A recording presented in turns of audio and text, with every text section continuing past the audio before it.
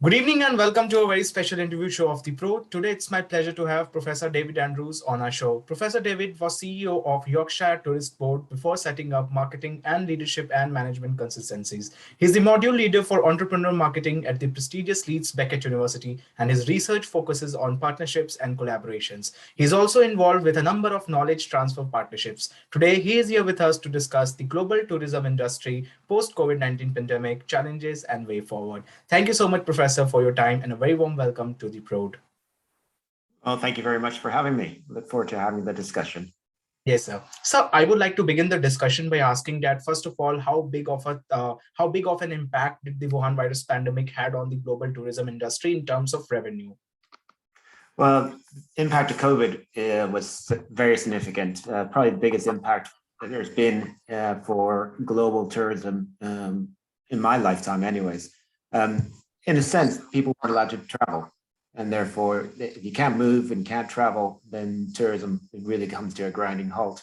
And even within countries where you didn't have to travel abroad, there were still restrictions, limitations, and it changed people's concerns and habits in terms of people were very aware of space. So being in a crowded indoor facility was something that people would shy away from, and there was a growth in terms of this wanting to move or experience the outdoors. So there's that shift in aspects as a result of COVID. And we still haven't recovered to the levels that we were pre-COVID, and it's probably going to take a year, possibly even more, to recover to those levels. Yeah. So apart from the revenue, what other impacts does the pandemic have on the global tourism industry if we see it from the macro perspective? In terms of the macro side of things, the main things is potential change of habits. People will often go back to an era they've had a good experience from before. It depends on what type of experience they want. If it's something which was a family holiday to a sunshine or somewhere, a warmer resort, something like that, then they may return to that fairly quickly. But if it's somewhere different where they haven't experienced before, and so especially for destinations which are new destinations, growing tourist destinations, then they're probably going to be a bit more challenge for them, because in effect, they're going to have to convince people not only that to come to that destination compared to what they've, in that sense of grabbing new customers to come to the area, but they also have to convince them that it's safe and that there's no risk to kind of health. And so that's a double message, which is always more difficult to overcome than a single message about just to come to the destination. Yeah. Okay. So which were the areas that you think were the affected most? Was it airline, hospitality, or anything else? In terms of all different sectors, obviously airlines had an impact, although they continue to operate. Most operated at losses and racked up significant losses. So if you look at some of the reports coming out of quarterly reports out of British Airways, IAG Group, you can see there was a huge loss because of maintaining the infrastructure in terms of staffing, but since the volume of passengers were not there. In terms of hospitality, accommodation and hospitality, that was probably the next two big areas. The attraction sector probably did okay. Retail sector, obviously there's been a big shift in the retail sector to online, and therefore you had a lot of closures of retail. But those who were in tourist areas and relied on the tourist trade obviously had the impact of not having footfall. So there's lots of different impacts that came along, hence why the biggest impact in terms of in terms of downturn. So it's an area which it's difficult, where a lot of because tourism hospitalities, especially it's often micro businesses. Yes, you have the major corporations who do the airlines and the chain hotels and so forth, but most of the businesses are micro businesses, and because of a cash flow scenario, a lot of them will be suffering extremely well. A lot of them have gone out of business. Hence why there was a need for in terms of resources, in terms of furlough schemes here in the UK, or bounce back loans here in the UK as examples of that. But in other parts of the world, those types of resources weren't available, and therefore a lot of them would have probably left the industry and moved with the other aspects. Yeah. So now that we know that the COVID pandemic is losing its footprint globally, at least for now, touch wood, so people have started traveling once again. So can we say that we are about to reach a pre-COVID level stage again? Well, again, there's lots of different statistics and science around that. My view is that it's going to be something that we have to live with, like we have with the flu and that side of things, where it will be an annual jab or something like that. But of course, there's different parts of the world where new strains may come along, and therefore the immune system by the human body towards it. We don't. I'm not a scientist on that front, but my view is that there's going to be an element of living with COVID. It probably won't disappear altogether. And if you look at where the current outbreaks are happening in terms of places which had a very strong lockdown approach, like New Zealand and China, they're now having greater outbreaks of the most recent variants, and that's partly down to the immunity system of the human body with the vaccines, but also I think exposure to variations of the different COVID strains. So it's one of those things where I think society is going to have to learn to live with it. But that also means that as tourism destinations and tourism businesses, we're going to have to work even harder to convince people to come to that destination. We know that there's a pent-up demand. People are desperate to have holidays and relax and recuperate. The question is where, and therefore I think that there'll be possibly a growth in staycations. What I mean by that is people staying in the same country rather than traveling abroad. But I think we'll see normal habits to return. It's just that there'll be some elements where I think there could be some changes of habit formation. And that could be where either traveling with multifamily type destinations. So with the aspects of having seen family, using an excuse to meet up again, and having a destination and a holiday combined in that format. So that might be a short-term aspect. But longer term, I suspect within a year, I think we'll be back to fairly normal habits. And those areas of growth in terms of destinations like the Middle East, who are promoting and developing their tourism product very quickly, we'll see that growth come back to them on that front. Okay, sir. So you talked about the tourism industry. So what are some of the important steps that the governments around the world, according to you, should take in order to promote tourism in the post-COVID world? Because we all know that there are still many people who are hesitant to travel even if they want to. I mean, obviously every government has different views about how they support and develop tourism. I'll start with the focus on the UK, and then I'll probably expand out into other countries. In the UK, tourism historically has received relatively little support from government. In terms of the value of tourism, in the UK, over £100 billion worth of business generated every year. The government spends less than, probably less than $30 million, £30 million. So a really small percentage. The reason behind that is historically tourism is an industry that continues to grow. Even without government intervention, it continues to grow, and it grows at probably at a higher rate than the economies as a whole. So in effect, even without government intervention, the industry is growing. So where's the kind of the argument for investment by the public sector? What they did do during the COVID with the furlough schemes and the bounce back loans and the different government grants and loan scenarios has been helpful because of the makeup of the nature of the industry being fragmented, predominantly micro businesses. But one of the things I do need to think about, and there was a report in the UK about, is that how the network of destinations in the UK work collectively together. Historically, there used to be visit Britain, visit England, visit Scotland, visit Wales, visit Northern Ireland, and in one sense there is that kind of family atmosphere of, if you want to call tourist boards. The main aspect is over the probably last 10 years, there was basically a lot of the destination management organizations have disappeared. Even the Yorkshire Tourist Board, which I was chief executive of for 10 years, it was then rebranded Welcome to Yorkshire. They've basically changed its business model from being a partnership between public and private sector, with about 68% funding coming from the private sector, the rest coming from the public sector, to almost being 98% funded by the public sector. And only earlier this month, it was gone into administration because the public sector decided it wasn't worth spending that £2 million per annum to keep it afloat. And that gives you an example where when money is tight, then tourism has to fight for other priorities, whether it's education, health, social services, and therefore it's a hard argument even on that front to demonstrate that. Now, I could give you an example where the multiplier effect of tourism in terms of economic wealth is very high. What I mean by that is when tourism, because it's small businesses locally, when a visitor spends money in a destination, that business, say a hotel or whatever, will use local tradesmen to repair it.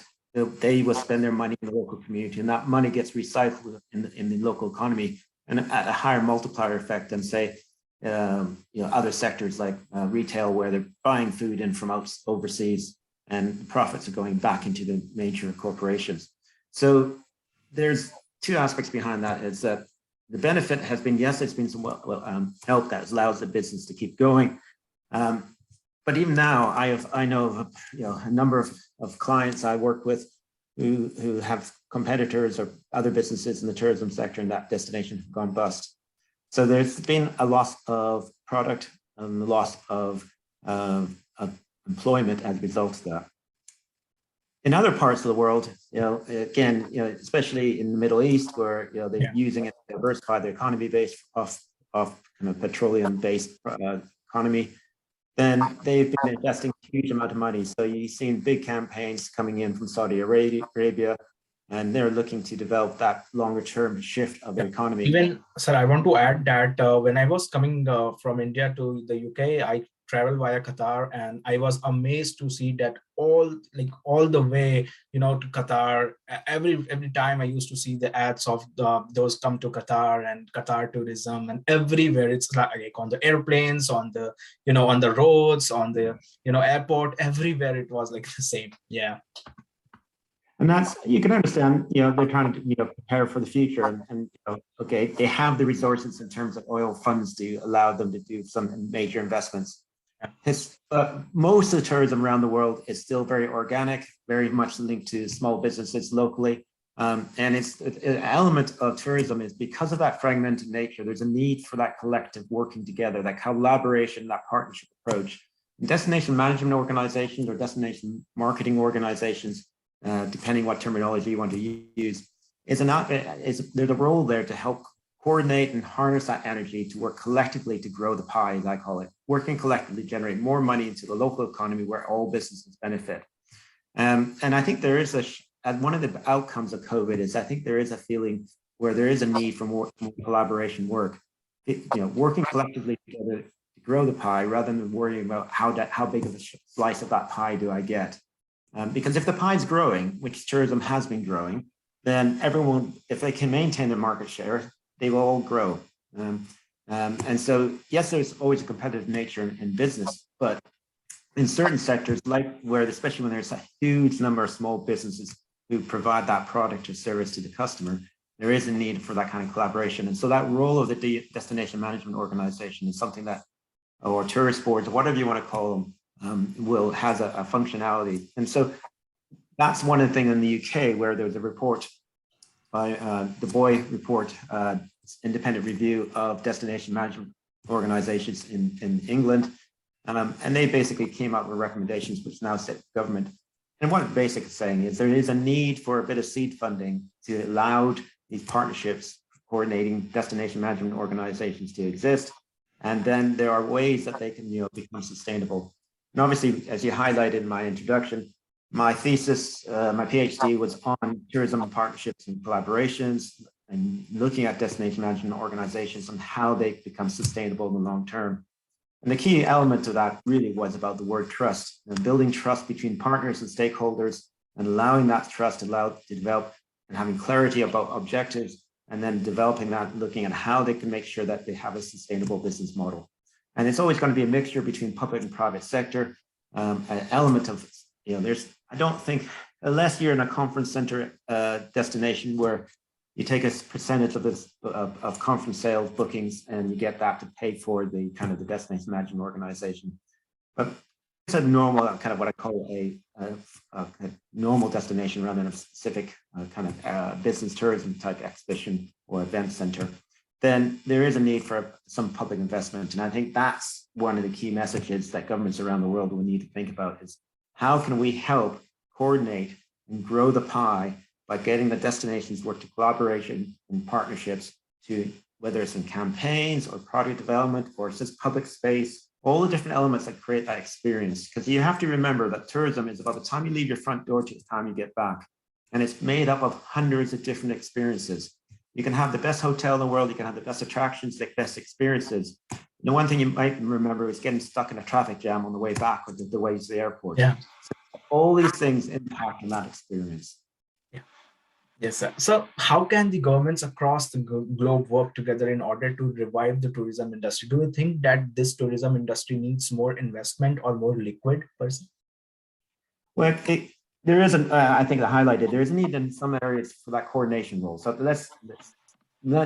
it's because of the nature of the tourism sector. How that role works, is really up to each governments. Some of them will have a national tourist board and they'll have a structure of local or regional body below that, and they work collaboratively in a structured way. Others, have patchwork. So here in the UK, for example, the whole UK is not covered by, there's patchworks, there's gaps where there is no destination management organization or no kind of partnership role. And so the question then is, what happens in those areas that don't have it, but still have tourism businesses there? Are they picked up by the National Tourist Board to cover and look after, or do they align with a destination management organization nearby? So I guess there's that element of getting that kind of coverage across the piece. The second then, of looking at governments around the world, I think is, where does tourism lie in their priority in terms of the kind of strategic growth of their economy? One thing that tourism is very good at is, I mentioned the multiplier effect in terms of the economy, in terms of the local multiplier effect in the economy, but it's also a very good employment creator because it's a people industry, because we're basically having people share experiences and developing experiences and creating those experiences for people to come and have.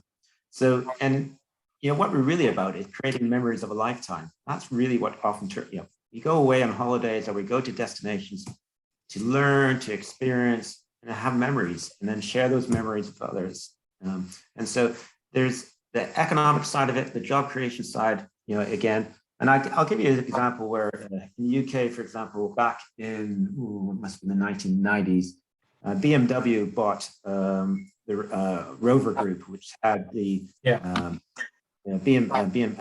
and then they had the element of the safeguarding jobs. So they had pumped £100 million into the Rover Group. At the time, BMW was looking to pick up as part of that, which then created the Mini brand.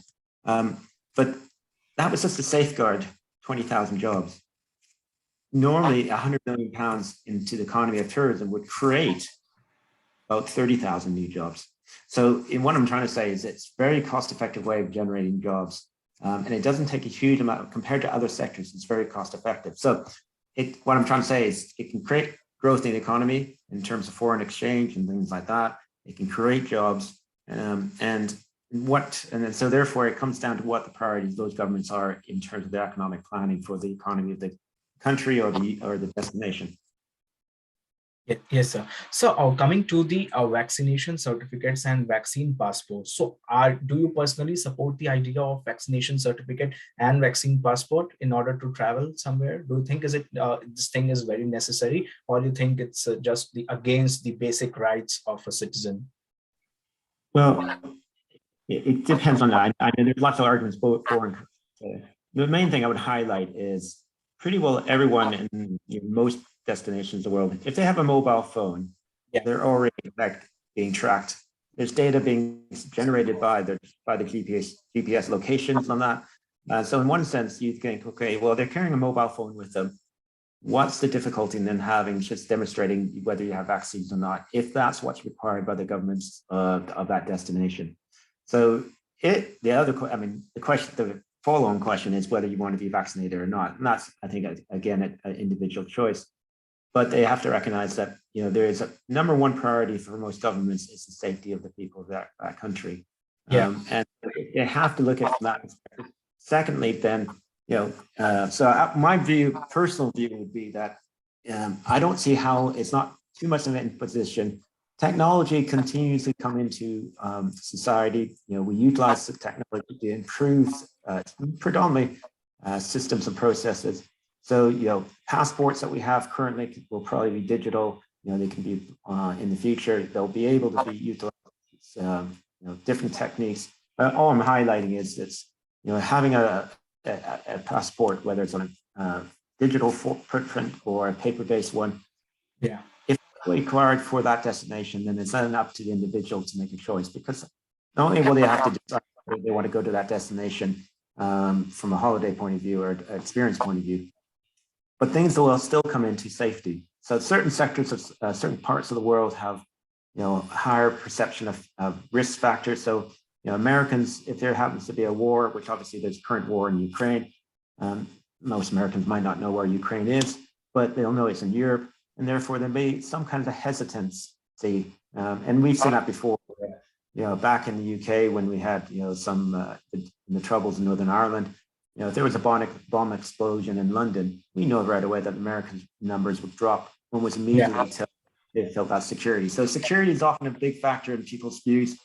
And security can be in physical security, but also in health security. So I guess from my perspective is I suspect it's up to the individual, but most governments, I suspect, will say if it's a way to help maintain the public health as well as opening up the economy, then that's something that needs to be done.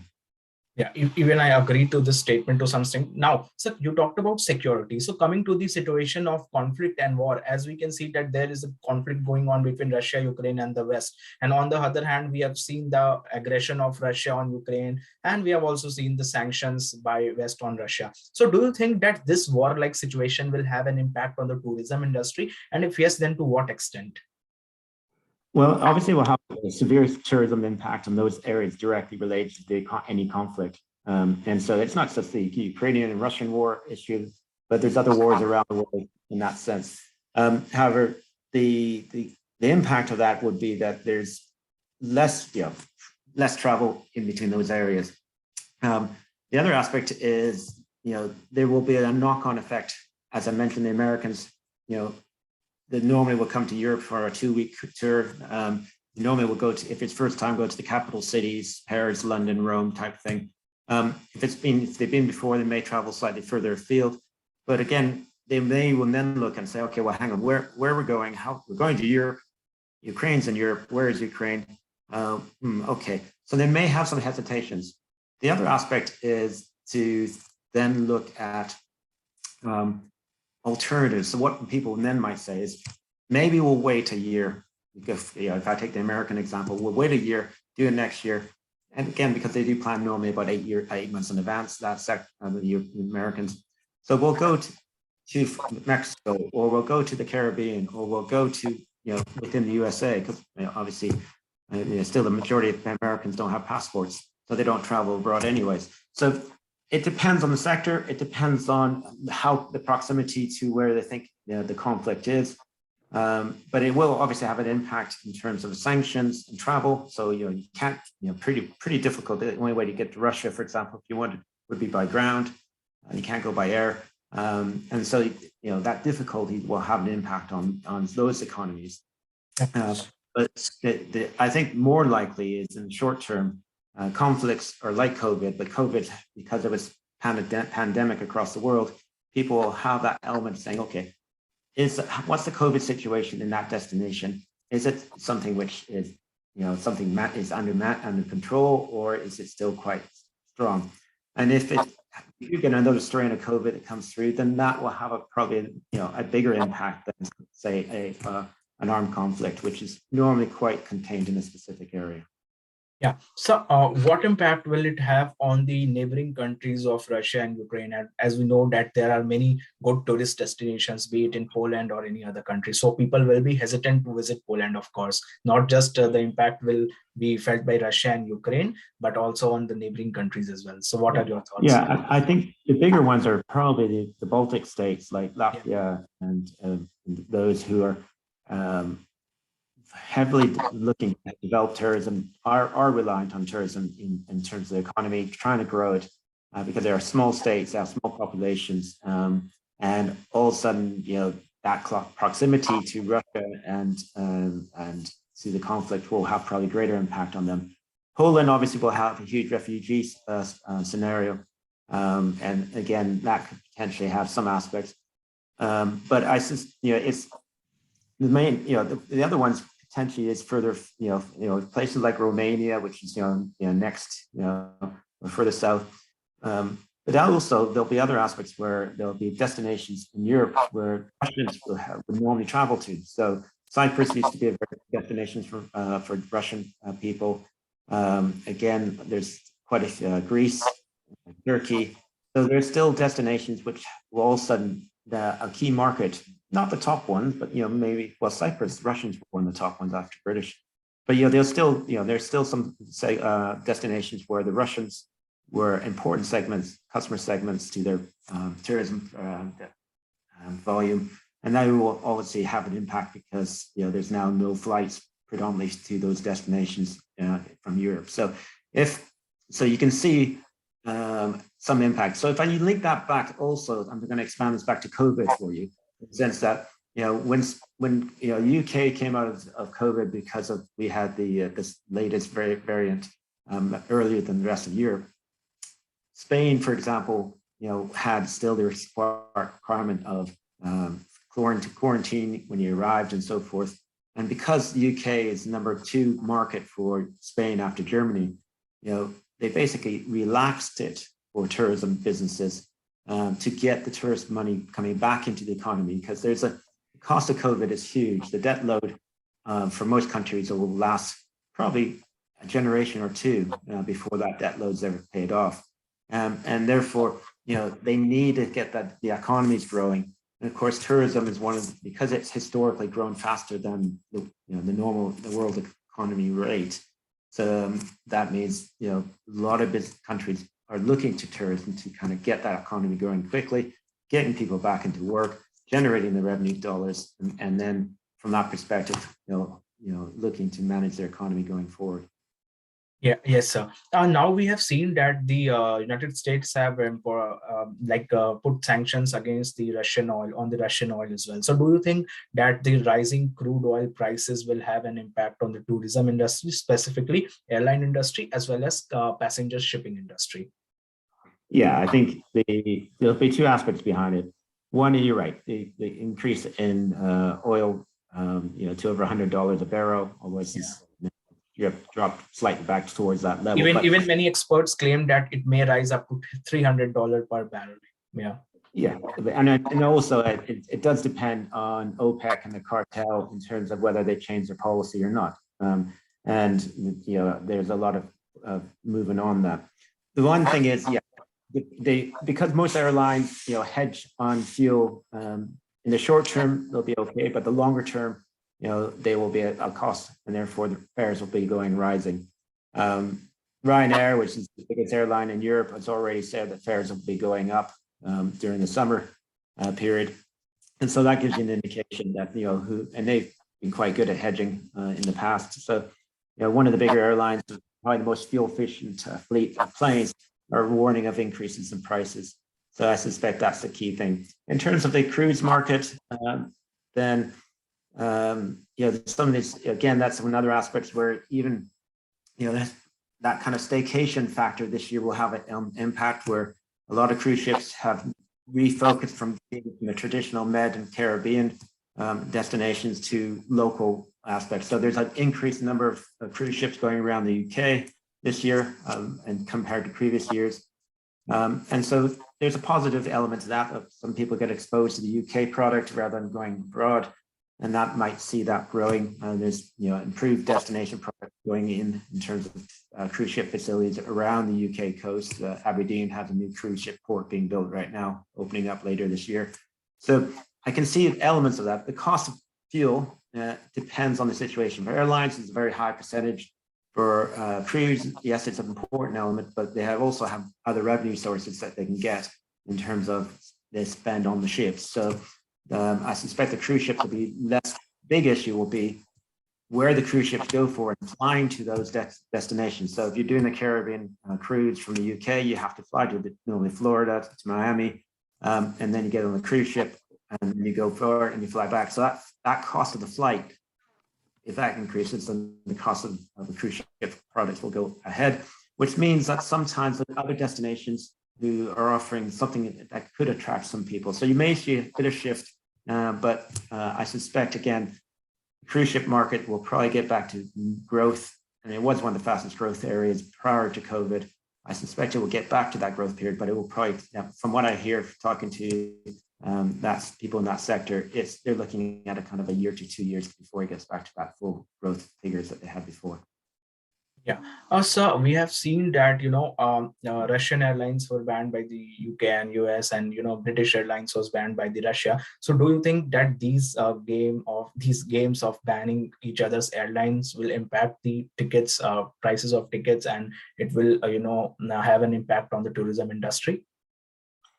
Anything that restricts movement of people will have an impact of some sort. The question really is, and this is where, there could have been other aspects. The worst scenario would have been, there was a risk that, the invasion of Ukraine could have involved NATO to respond, and that would have created potentially, a much bigger conflict on that front. And therefore, limiting it to okay, Russia is a big country, has a big population. But it's still, most of it about, similar to most Northern European countries, is about most of their customers flying out of Russia, which is heading towards sunshine areas, like most of Northern Europe, heading to the Med or for sunshine. The other aspect is going into Russia, and then that's where the cultural side of that goes. So St. Petersburg, Moscow, those are the kind of the main areas that people would tourists go to first time. Again, all of a sudden that opportunity has been turned off unless you come by land, which is quite difficult for a lot of people. So yes, there'll be an impact on that. Should they have left the airlines flying? Well, it gets down to that, I think, geopolitics, in the sense that what options what impact could they try to restrict the impact of the conflict? And I think sanctions were one aspect. The biggest sanction would be, hitting where Russia hurts most, which is predominantly export resources, oil and gas, coal and minerals. That's their big main aspect of the economy. And the problem being is some minerals, they're one of the few countries in the world that have it. So there are certain things that would have to, if you did cut off all trade, then, you would have probably a global recession, and therefore it would hurt everyone in that sense, because the economies would shrink like they did as a result of COVID. So maintaining it into a kind of a small geographical sphere of impact probably is, one sense, the best for tourism, knowing that yes, it's hurting a few economies on that front, but it stops the spread of that to a much wider area. Yeah. So I would like to conclude the discussion by asking that what does the future holds for the tourism industry, and where do you see it going in the coming few years? Well, crystal ball gazing, it's always a bit of a risk, but looking into the future, I think, tourism, because of the makeup, as I mentioned, of being small businesses, means that they're quite agile. They can move quickly, they can adapt to new opportunities, they can create new experiences. The thing about tourism is it's also, you need to go to a destination to experience it firsthand. Okay, you can have the virtual experience maybe in the future with Metaverse, but the real thing is what tourism is about. It's about meeting people, it's about sharing experiences, it's about learning new things. absorbing and being part of different cultures around the world. And that means travel, because you have to go to the destination. So if you don't have access to the market, then you're not going to grow. Hence, the kind of the COVID hangover and the conflict aspects will have impacts in parts of the world. But overall, if we learn to live with COVID, which I think which is likely to happen, then I think we will get back to the growth. It will take a couple of years to get back to pre-COVID levels, and some areas will recover faster than others. And also there's a potential that there might be some change of habits, so maybe more exposure to people staying in their own country and experiencing staycation market, as I mentioned before. And that may change people's habits, where you might think rather than just going into sunshine, they might say, actually, we actually have some good experiences, and that could change perception. So overall, my think is that the global rate of growth, the World Tourism Organization's projections, you look at some of those statistics, they're projecting it's similarly. There's a rebound, bounce back, quite good, but to get to pre-COVID growth levels, it will probably take a couple of years. Yeah, before ending the interview, one more question. Like you talked about Metaverse. So how big of an impact can Metaverse create, and how big of a revolution it can bring to the tourism industry? Well, technology is always an important factor, innovation as well. And one of the things which already is available is that kind of virtual experience that Metaverse could bring along. But I think the bigger one will be, there's already demonstrations of hotel rooms where they have literally a window, which is basically an LD screen, which you can then say, I want a view of Lake Geneva, I want a view of Central Park. You can then create your view of whatever destination you want from around the world. That's fine in terms of one aspect, but actually the Metaverse side of things, where you basically have a virtual experience, that's only one sense. You don't have all the senses. You don't have the sense of smell currently, although technology can allow it. But it's all those different experiences are built around all the senses that the human being can absorb. And sight and sound are only two of our senses. There are other senses, touch, feel, smells, etc. So I guess that's where I think the real thing will still have a strong pull. The question then, to link back to your earlier question about airlines and the impact of change, that's where I think technology will come through. I think there'll be improvements to the efficiency of travel in terms of fuel efficiencies. There are already examples of short haul planes being battery operated. So I think you'll see that that environmental aspect will come back as well. I'm seeing quite a few inquiries coming into myself regarding clients who are looking to be 100% carbon neutral in terms of the development and operation. So that kind of sustainability factor of COP26 this year in Glasgow, those things will come back. Yes, COVID and the war conflict has kind of knocked it off the headlines, but the society as a whole still needs to make sure that they tackle this one, because that's the biggest threat in the long term, because there's lots of destinations around the world where increase in sea levels could basically just make them go underwater. And so that's the bigger long-term one. Yes, we have short-term issues, but we also can't forget to look at the long-term issues that we face as well. And nowadays, we see that even tourists are more aware about the environment situation, and many of them observe on the Google that, whether this aeroplane, whether this particular airline is how much carbon emission they are doing and stuff like that. And they're very curious, not to select those airlines which are doing more carbon emissions and stuff. So which is ultimately a very good thing, I believe. Yeah, and I think that society has to be learned what their footprint is. Yeah. And there are credit cards now being produced where they will give you a carbon footprint for every purchase you make. So when you fill your car up with petrol or diesel, it will tell you what kind of carbon input that has. And I think that will help create awareness of everyday things, but also, as you say, when they go on holidays, what's the footprint of that? If he's, what's the footprint of developing, concrete, for example, is very energy intensive. steel is very intensive. So if you're creating a destination using concrete and steel versus maybe wood and other products that can absorb the carbon and capture that carbon. So those are things in the future, but they're still important. And I think that sustainability factor will go up the priority list in tourism. You're already seeing airlines looking at it. You're already seeing ships, looking at the new generation of ships.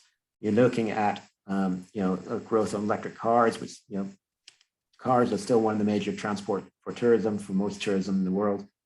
Trains obviously already have that opportunity depending on the situation. So it's an issue, no different than COVID. It's a factor that people have to take in effect when they make their decisions about destinations and how far they travel. So you may find that there's an element of carbon tax or something like that, which may have an impact on long haul travel. But I still think people's willingness, because the world's become a lot smaller place. When I grew up, when I was your age, most people didn't travel outside their own country. I remember I was one of the few people on my trip, because I had relatives in England. I was flying from Canada, over the North Pole, stopping, not non-flight. You had to stop and fill up again because the planes didn't go that far. So all I'm highlighting is technology has opportunities to enhance some of these issues that we talked about, and sustainability is one aspect where technology has a role, but at the end of the day, it's about consumers wanting to have the real thing. Okay, thank you so much, sir, for your time, and thank you so much for your kind thoughts. And we really hope that the tourism industry bounces back once again and we get back to normal as soon as possible. Thank you so much, sir, for your time. You're welcome. Thank you, sir.